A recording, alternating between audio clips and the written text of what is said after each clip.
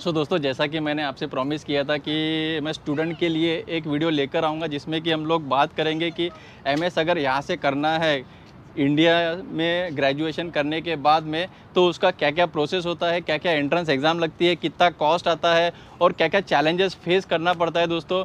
और उसके साथ में उस चैलेंजेस को कैसे हम लोग ओवरकम कर सकते हैं, क्या-क्या टिप्स एंड ट्रिक्स है, वही सब हम लोग इस वीडियो में देखने वाले हैं दोस्तों। और दोस्तों, ख़ास बात है दोस्तों इस वीडियो की कि इस वीडियो को मैं आपको एक्सप्लेन नहीं करूँगा, वही बंदा एक्सप्लेन करेगा दोस्तों यहाँ पर जिसने इस चीज़ को जिया है, जिसने इस चीज़ को फ़ील किया है और खुद एक्सपीरियंस किया है। तो that will be really good actually. तो दोस्तों, इस वीडियो को एंड तक देखना और मेरे साथ बने रहना।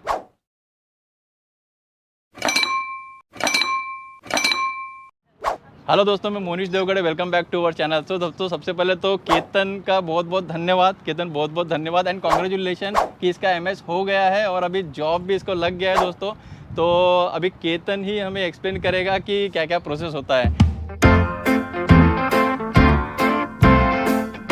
तो दोस्तों, जैसे कि हम लोग इंडिया से आते हैं एमएस करने के लिए, तो दो सिचुएशन में आते हैं। या तो हम लोग ग्रेजुएशन ख़त्म करके आते हैं या फिर ग्रेजुएशन वहाँ पर करते हैं, उसके बाद में हम लोग कुछ साल जॉब करते हैं और उसके बाद एमएस के लिए अप्लाई करते हैं। तो केतन, आपने कैसा किया?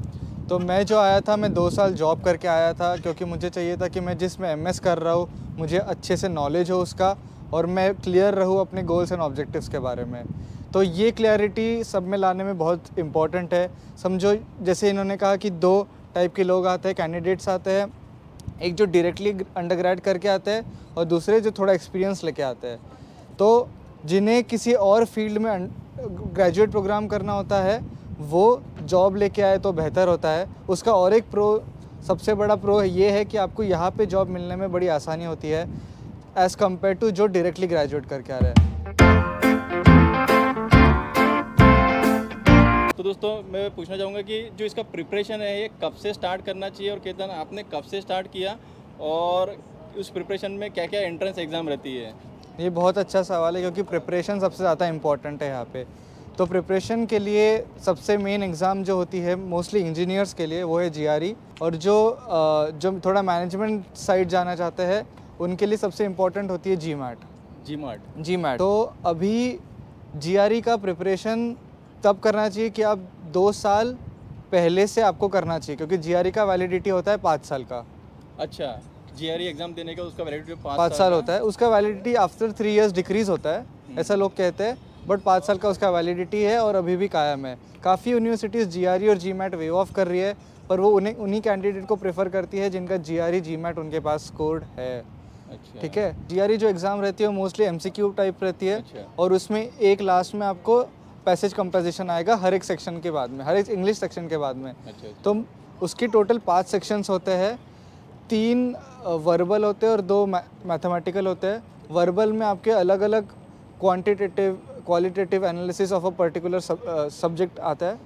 वहाँ पे आपको पैराग्राफ दिया जाता है, ऐसे दिया जाता है, उसे एनालाइज करके एमसीक्यू में जो ऑप्शन है, जो सबसे बेस्ट ऑप्शन जो फिट होता है वो डालना पड़ता है। और मैथमेटिकल में काफ़ी ईजी होता है, इंडियन स्टूडेंट्स के लिए काफ़ी स्मार्ट होता है क्योंकि तो वो मोस्टली क्वांट कहते हैं उसे। अच्छा। और वो जो 12th तक आपको जो पढ़ाया गया है उसका एक ईजियर वर्जन आपको मिलता है। और फिर नेक्स्ट एग्ज़ाम्स होती है IELTS या TOEFL, दोनों में से आप एक दे सकते हैं। कुछ लोग दोनों देते हैं और जिसका भी बेटर स्कोर है वो प्रेजेंट करते हैं। अच्छा। तो मैं चाहूँगा कि प्रिपेयर अच्छे से होना चाहिए इन सारी एग्ज़ाम्स के लिए, मतलब जो जो चाहिए आपको, और फिर मल्टीपल अटेम्प्ट्स भी दे सकते हैं आप इन एग्ज़ाम्स के। अच्छा। हाँ और ये टोफेल्स और जो आईएलटीएस एग्ज़ाम है वो कब तक वैलिड रहता है उनका स्कोर? जी, TOEFL और IELTS का स्कोर होता है 2 साल तक वैलिड होता है। अभी चेंज हुआ है कि नहीं मुझे मालूम नहीं, जब दिया था तब 2 साल तक वैलिड था इनका। IELTS TOEFL टिपिकली आपका English as a foreign language test करता है। तो आपको वो देना क्यों इम्पोर्टेंट है, क्योंकि यहाँ आपको सर्वाइव करना है तो इंग्लिश आनी चाहिए अच्छे से। तो TOEFL और IELTS का स्कोर तभी मैटर करता है। That is typical spoken, writing, hearing and speaking skills. Okay, मतलब सारा आ गया सारा आ गया इसमें। तो ये 4 क्षेत्रों को वो कंसिडर करके IELTS और TOEFL है। अच्छा। उसमें से कोई एक ही देनी होती अच्छा, है। एक ही दिन होती है। ठीक। अच्छा, एक बार हम लोग ये टोफेल और ये एग्ज़ाम एंट्रेंस एग्ज़ाम सारी देती है, इसके बाद में आता है हम लोग कोर्स चूज करते हैं ना। हाँ, तो आपको मालूम होना चाहिए कि आप कौन सा कोर्स सिलेक्ट कर रहे हैं, उसके रीजंस क्या है। मोस्टली यहाँ पे लोग जॉब के लिए आते हैं, पर आपको जॉब मिलने के लिए आपको रिक्वायर्ड स्किल्स होने चाहिए। तो आपको वो कोर्स चूज़ करना है जिसकी आपके पास रेलेवेंट एक्सपीरियंस हो, या आपका अंडरग्रेड उसमें हुआ हो या बैचलर्स उसमें हुआ हो, या जिसके पास आपके इनफ सर्टिफिकेशंस वगैरह है, तो ही यहाँ की यूनिवर्सिटी आपको एक्सेप्ट भी करेगी, या फिर आपका एप्लीकेशन बहुत अच्छा हुआ तो स्कॉलरशिप भी देगी, तो ही आपका जॉब भी लगेगा। तो ये बहुत इंपॉर्टेंट होता है कि आप जब कोर्स सिलेक्ट करते हो तो आप थोड़ा लॉन्ग टर्म सोच के एक जॉब पर्सपेक्टिव में सोचें कि क्या आपके पास इनफ स्किल्स है कि ये मास्टर्स डिग्री के बाद भी आपको जॉब मिलेगी कि नहीं। तो ऐसे वक्त आप वैसा ही कोर्स चूज़ कीजिए जिसमें आपको एक्सेल करना है, क्योंकि वही आपकी एक निशानी बन जाती है और वही आप काफ़ी साल तक परस्यू करते हैं। बरोबर बरोबर, that's a good point actually. So कहते हैं उसको अगर एग्जांपल में देखें तो अगर आपका एग्जांपल देखें हम लोग, तो आपने कौन सा कोर्स चूज़ किए थे और आपने अंडरग्रेड किस में किए थे, सो दैट कि इट रिलेट। तो मैंने अंडरग्रेड किया था कंप्यूटर साइंस में फ्रॉम COEP। तो मुझे एक अच्छा खासा कंप्यूटर साइंस का बैकग्राउंड आ गया था। 2 साल में कंप्यूटर साइंस ही परस्यू किया एज अ सॉफ्टवेयर डेवलपर एक कंपनी में पुणे में। और उसके बाद मैंने जब अप्लाई किया इंफॉर्मेशन सिस्टम्स में किया, क्योंकि मुझे ऐसा लगा कि अभी मेरे पास कंप्यूटर साइंस का सॉलिड बेस है, अभी मैं थोड़ा मैनेजमेंट स्किल्स धीरे धीरे अपने में लाना चाहता हूँ। अच्छा। तो जब जो मुझे यहाँ पे जॉब मिली है, ये सबका मिला के मिली है मुझे। मैं थोड़े बहुत मैनेजमेंट स्किल्स, थोड़े बहुत अंडरग्रेड के कंसेप्ट्स, और जो मेन फोकस था वो था कि जहाँ पे मैंने जॉब की थी वहाँ पे जो मैं सीखा वो मैं अप्लाई कर सका in these interviews, in these जो ऑनलाइन असेसमेंट्स होती है उन सब में। तो उसी के कारण मुझे जॉब मिल सकी है। तो ये काफ़ी इंपॉर्टेंट होता है कि आप थोड़ा दूर के पर्सपेक्टिव का बराबर, देखें। तो इस तरीके से हम लोग कोर्स चूज़ करते हैं। तो कोर्स चूज़ करने के बाद में आ जाता है हमारा यूनिवर्सिटी चूज़ करना, करेक्ट। तो काफ़ी जो मैंने प्रॉब्लम्स फेस की थी यहाँ पे थी कि मुझे कुछ नहीं आइडिया था कि कौन सी यूनिवर्सिटी कितनी अच्छी है। तो मैंने एक बहुत नाइव सी मिस्टेक की थी कि मैंने अपने शहर के सबसे बेस्ट काउंसलर के पास गया था, जो मोस्टली अपनी हेल्प करते हैं बट कुछ अपना फाइनेंशियल नुकसान भी करते हैं। कैसे कि उधर थोड़े पैसे देना हमें लगता है कि चलो बाद में पैसे बचेंगे, पर उन्हें वो वही कॉलेजेस और कोर्सेज रिकमेंड करते हैं जो उस इंस्टीट्यूशंस को फंड करते हैं। तो आपको काफ़ी सारे अच्छे कॉलेजेस आपके नाम आपको सुनाई नहीं आते, और अब जब US में आते हैं तो आपको समझ में आता है कि यहाँ इससे भी बेटर स्कूल्स थे, इसके बेटर कॉलेजेस थे। तो मेरी ये राय रहेंगी कि जब आप कॉलेजेस चूज़ कर रहे हैं, आप 2-3 फैक्टर्स अच्छे से देखें। एक है US न्यूज़ करके एक वेबसाइट है, वहाँ पे हर एक कॉलेज की अच्छे से रैंकिंग, क्यों उसकी ये रैंकिंग है, और कॉलेजेस में भी उस पर्टिकुलर कोर्स या जो स्कूल वो कोर्स प्रोवाइड कर रहा है उसकी भी रैंकिंग निकलती है।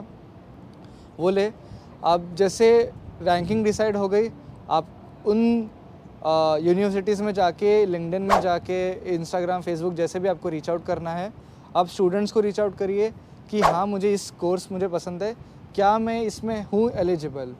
आपको खुद का भी अनुमान लगाना होगा कि आप किस क्षेत्र में गिरते हैं।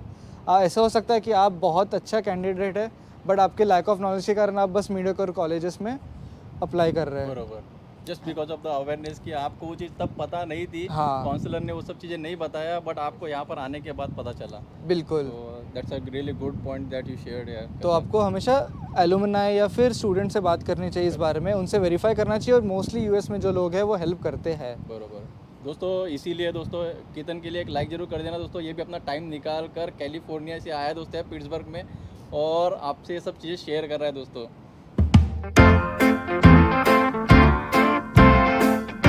तो केतन, इसके बाद यूनिवर्सिटी चूज़ करने के बाद जो भी वे आपने बताया, तो उसके बाद आता है एडमिशन, है ना? हाँ हाँ। अच्छा, ठीक तो है। तो वो कैसा प्रोसेस है, आप यूनिवर्सिटीज़ के एप्लीकेशन भरते हैं। मोस्टली एप्लीकेशन में 3 पार्ट्स होते हैं। एक होती है आपका स्टेटमेंट ऑफ पर्पस, जब आप लिखते हैं कि क्यों मुझे यूनिवर्सिटी और कोर्स पसंद है। सेकंड होता है आपके रिकमेंडेशन लेटर्स, और थर्ड होती है सारी मार्कशीट्स, GRE, TOEFL के जो स्कोर्स होते हैं ये सब। तो ये तीनों मिला के आप भेजेंगे, यूनिवर्सिटी में अप्लाई करेंगे, और उसके बाद आपका रिज़ल्ट आएगा, और उस एडमिशन के प्रोसेस के बाद आपको I-20 मिलेंगी अलग अलग यूनिवर्सिटी से। आप जिसका भी एक्सेप्ट करते हो उसकी थोड़ी बहुत एक्सेप्टेंस चार्जेस होती है, आपको फ़ीस पे करनी पड़ेगी, a very basic amount of fees. और फिर आपको I-20 आएगा, उस I-20 से आप वीज़ा के लिए अप्लाई करेंगे। अच्छा, तो दोस्तों I-20 जो है ना, यूनिवर्सिटी से एक बार आपको I-20 मिल गया, इसके मतलब कि आपका अप्लीकेशन कंफर्म हो गया, एडमिशन कंफर्म हो गया है। तो एक चीज़ पूछना चाहूँगा केतन कि जो रिकमेंडेशन लेटर जो बोला आपने, तो रिकमेंडेशन कहाँ से, मतलब कौन देगा रिकमेंडेशन लेटर? ये बहुत अच्छा सवाल है। तो रिकमेंडेशन लेटर, जैसे हम स्टार्टिंग में बात कर रहे थे कि 2 स्ट्रीम से लोग आते हैं, एक जो डायरेक्टली ग्रेजुएट होते हैं और एक थोड़ा एक्सपीरियंस लेके आते हैं। जो डायरेक्टली ग्रेजुएट होते हैं वो मैं चाहूँगा कि रिकमेंडेशन लेटर्स अपने इंटर्नशिप जहाँ पे की वहाँ से लीजिए, अपने प्रोफेसर्स होते हैं उनसे लीजिए, जो प्रोफेसर्स ने आपको मोर देन 1 सब्जेक्ट पढ़ाया है उनसे लीजिए, अपने हेड ऑफ़ डिपार्टमेंट से लीजिए, जिनके साथ आपने फाइनल ईयर का प्रोजेक्ट किया था उनसे लीजिए। और मैं चाहूँगा कि आप ट्रू से ट्रू चीज़ें लिखें, ज़्यादा बढ़ा चढ़ा के मत लिखिए, क्योंकि यूएस में वो पकड़ा जाता है, क्योंकि वो लोग कांटेक्ट भी करते हैं। तो आई रियली से कि अपने आप से ट्रू रहिए और रिकमेंडेशन लेटर भी ट्रू लिखिए। ये तो दोस्तों मैं भी एक्सपीरियंस किया कि यहाँ पर है, अगर तुमसे कोई गलती भी होती तो सच बोल दो। मतलब मैं आई कार्ड भूल गया तो बोल दो कि मैं भूल गया करके, तो उनके पास सारे चीज़ों के मतलब फिक्स रहते हैं, तो इसलिए झूठ बोलने का ऐसा सवाल ही नहीं आता। तो जितना तुम हॉनेस्ट रह सकते हो अपने आप से, that's one of the major trick. और जो सेकंड स्ट्रीम थी, जो थोड़ा एक्सपीरियंस करके आते, तो उनसे मोस्टली अपने जहाँ से काम किया है वहाँ से रिकमेंडेशन लेटर आना चाहिए। और याद रखिए, जब आप काम कर रहे हैं तो अपने स्कूल या कॉलेज जहाँ पे भी थे वहाँ पे प्रोफेसर के साथ अच्छा रिलेशनशिप बनाए रखें, वो भी रिकमेंडेशन लेटर देंगे। सबका मिला के आता है आपको। अब बात करते हैं दोस्तों कि केतन को कितना फीस लगा और यूनिवर्सिटी का फीस कितना होता है, क्या कॉस्टिंग आता है, रहने का कैसा होता है, क्या क्या चैलेंजेस केतन ने फेस किए, सो दैट कि आप उसको पहले से ही जान लो और उस हिसाब से आप प्रिपेयर करो अपने आप को, ठीक है। और जो जो मिस्टेक किए और मिस्टेक्स को ओवरकम करने के लिए क्या क्या टिप्स एंड ट्रिक्स केतन ने यूज़ किए और क्या आपको सजेस्ट करना चाहते हैं, उस पर बात करते हैं दोस्तों। बढ़िया। तो मेजरली आपको आपके यूनिवर्सिटी की लोकेशन, जो सिटी टाउन है या कौन से स्टेट में है, उसके टैक्सेस कितने लगते हैं। तो एक बार एडमिशन मिलने के बाद आपको ये चेक करना है कि वो एग्जैक्टली नंबर कितना है। वो आपको नंबर कहाँ से मिलेगा? अगेन बच्चों को रीच आउट कीजिए, उनसे पूछिए, सब लोग हेल्प करते हैं। टिपिकली मैं टेम्पी में था। टेम्पी में एक नॉर्मल हाउस होल्ड को, मतलब पर्सन को about $1000 per month including rent everything, utilities groceries के साथ साथ आपको खर्चा आता है। अच्छा, और फीस कितना दिया केतन आपने? फीस ये अगेन आपके कोर्स पे डिपेंड करेगा और आपके यूनिवर्सिटी पे डिपेंड करेगा। तो कई बार फीस में आपको स्कॉलरशिप चाहिए तो आपको एक बहुत अच्छा होनहार स्टूडेंट का एप्लीकेशन देना पड़ेगा कि yes you deserve all of this money. मेरे कोर्स की फ़ी थी $66,000। कुछ यूनिवर्सिटीज़ की फ़ी ज़्यादा हो सकती है, कुछ ही कम हो सकती है। तो इट डिपेंड्स कि लोकेशन क्या है। लोकेशन उस जिस लोकेशन पे वो यूनिवर्सिटी कॉलेज है हाँ, उस पे डिपेंड करेगा, उसकी रेपुटेशन पे डिपेंड बराबर, करता है। reputation पे डिपेंड करेगा। और फिर आजू बाजू का जॉब मार्केट कैसा है उस पर डिपेंड करेगा। अच्छा अच्छा। तो मोस्टली सारे जो यूनिवर्सिटीज़ होती है उनकी जो प्रोग्राम की फ़ीस होती है उनके वेबसाइट पे हमेशा होगी। ऐसा कभी नहीं होगा कि वो पोस्ट नहीं करेंगे, बरोबर ये मैंडेटरी है। तो वहाँ पे मेजरली सब मिल जाएगा। बरोबर। और जो हाँ, हिडन चार्जेस रहते हैं वो स्टूडेंट से पता चल जाते हैं। अच्छा अच्छा। सबसे मेन आइडिया मुझे किसी ने ये बताया था कि how do you prepare for GRE GMAT। तो किसी एक साल में प्रिपेयर करके उसी साल एग्ज़ाम देना is the best way. Second best option is to, मतलब closer to your admission same चीज़ करो। अच्छा। उसी साल में करके उसी साल दो, ताकि तुम्हारा जो वैलिडिटी है वो थोड़ा वो रहे। सेव हो सेकेंड रहे। बेस्ट ये है। और सबसे बुरा, सबसे वर्स्ट जो मैक्सिमम लोग ये करते हैं, साल भर प्रिपेयर करते हैं और नेक्स्ट साल एग्ज़ाम देते हैं। इससे आपको जो मेमोराइज वर्ड्स वगैरह रहते हैं वो आप भूल जाते हो और इससे अच्छा स्कोर नहीं आता। तो टिपिकली 2 साल पहले तक आप दो, ताकि उसका स्कोर भी वैलिड रहे और आपको जब जस्ट एप्लीकेशन का टाइम आएगा, तब जब सब कोई बहुत बिजी हो जाता है, तब आपको GRE का टेंशन या टोफेल का टेंशन ना देना पड़े। सो दोस्तों ये था पूरा इन्फॉर्मेशन दोस्तों, और केतन ने पूरा कॉम्प्रिहेंसिव बताया दोस्तों, पूरा डिटेल में, पूरा इन डेप्थ जाके। पहले तो दोस्तों थैंक यू बहुत बहुत केतन को कि ये इन्फॉर्मेशन शेयर करने के लिए। तब हमारा वही इंटेंशन था दोस्तों कि अगर गांव से भी बंदा कोई ये वीडियो देख रहा है तो उसको अगर अवेयरनेस आ गया दोस्तों होता है ना दोस्तों, कभी एक डायरेक्शन मिल जाए, एक अवेयरनेस मिल जाए, तो एक बंदा कहाँ का कहाँ चले जाता है। तो ये वीडियो वही काम करेगा दोस्तों। तो हमारा मतलब यही आपसे रिक्वेस्ट रहेगा कि ज़्यादा से ज़्यादा लोगों तक ये वीडियो शेयर करें दोस्तों। और इसी के साथ वीडियो ख़त्म करते दोस्तों। तो मिलते हैं हमारे अगली वीडियो में, तब तक के लिए अपना ख्याल रखिए, स्वस्थ रहिए। Thank you, bye bye, take care.